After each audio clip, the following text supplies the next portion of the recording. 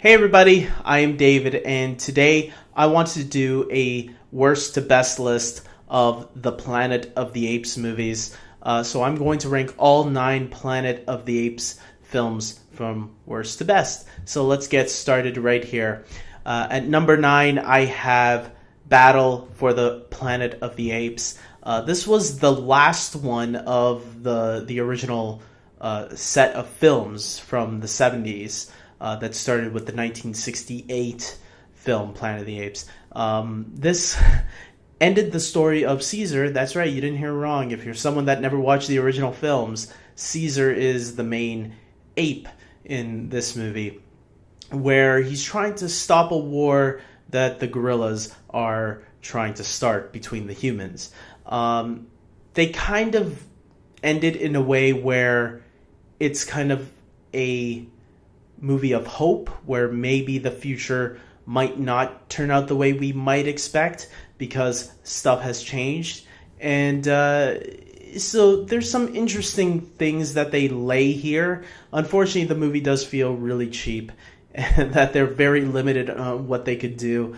And so for that, it is the last on my list. But for the most part, it is an interesting look at what they did back in the day.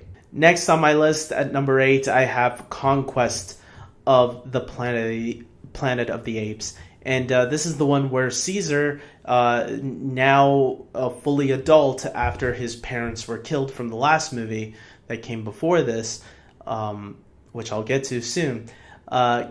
Conquest of the Planet of the Apes shows how Caesar's rise to power came to be, on how he had to hide within all the other average apes out there, and eventually rise to power by having all the apes band together and attack the humans and take over the world.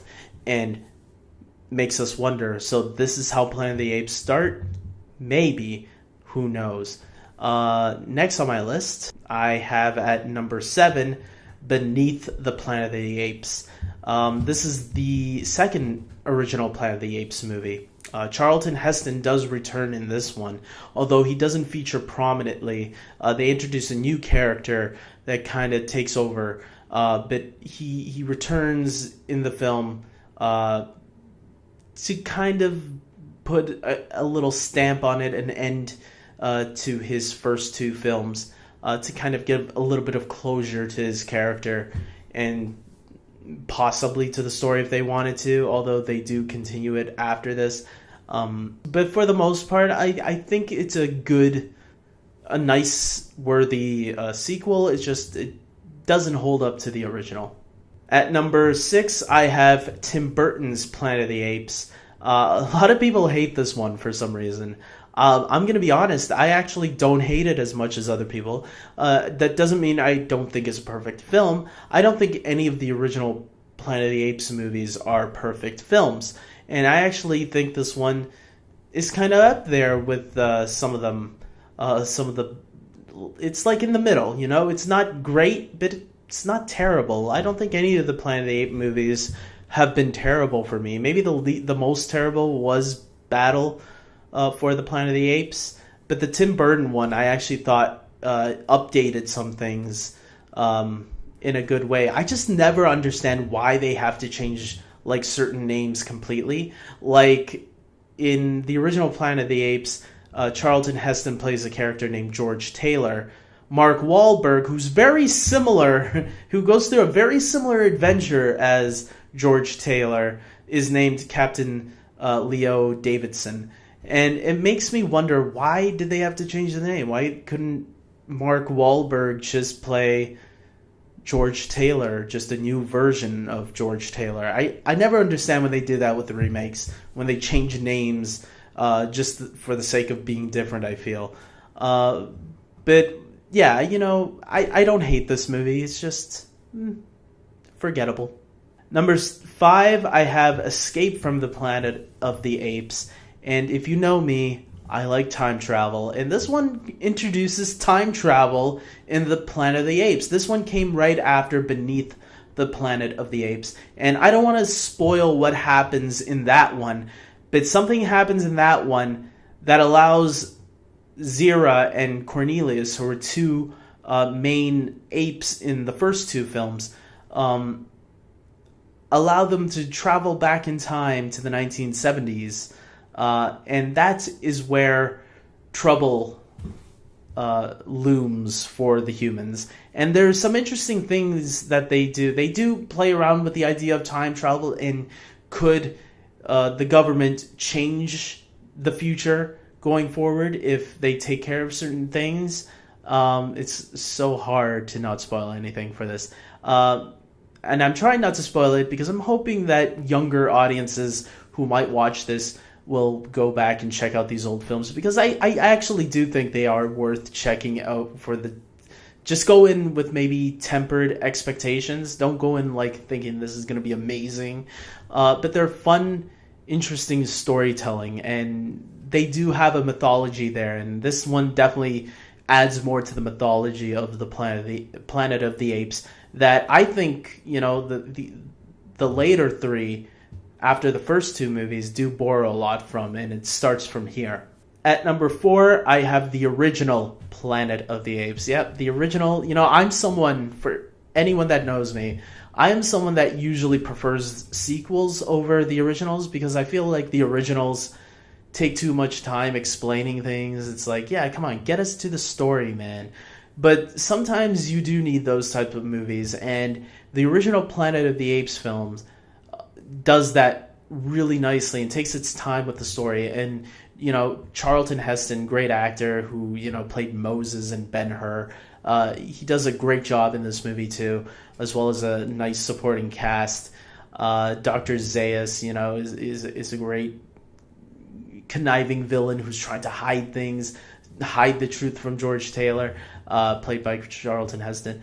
It is an enjoyable film, and I can see why a lot of people gravitated towards this one when it originally was released. And I definitely think it is a film that is worth, if you don't watch all of them, at least watch the original one, because I do think there is a lot of inspiration and Easter eggs, even in the newer film. There's a lot of Easter eggs to this one, the most, and that's why they don't want to remake this film again, because Tim Burton tried and failed. So just go back and watch this one. I don't think it needs to be remade.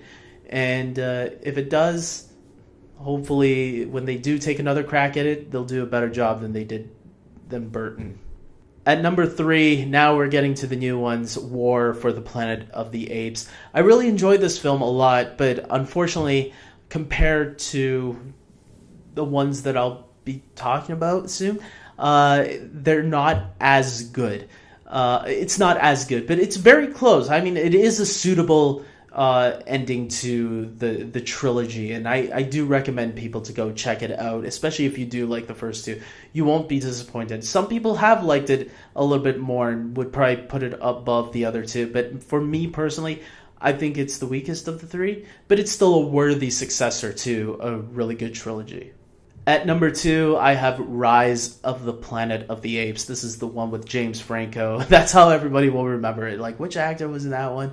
War of the Planet of the Apes had Woody Harrelson, and Rise of the Planet of the Apes had James Franco. And I think this one is really enjoyable. It definitely freshened the franchise, something that a lot of people needed. And I'm going to be honest, this is the one that made me go back to rewatch the original film. So I gotta give props to Rise of the Planet of the Apes for breathing new life into this franchise that people thought wasn't suitable for today's audiences, but clearly is. Finally, at number 1, I have Dawn of the Planet of the Apes.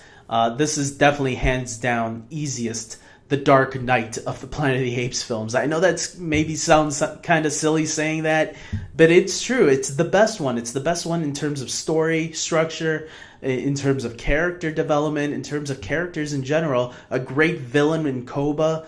I mean, everything in this movie, to me, is what I wanted War of the Planet of the Apes to be as well.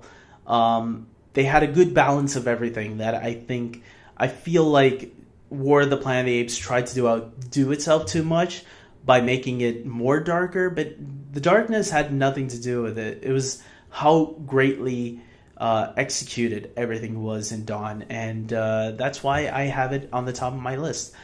So guys, that's it. That's my Planet of the Apes worst to best list.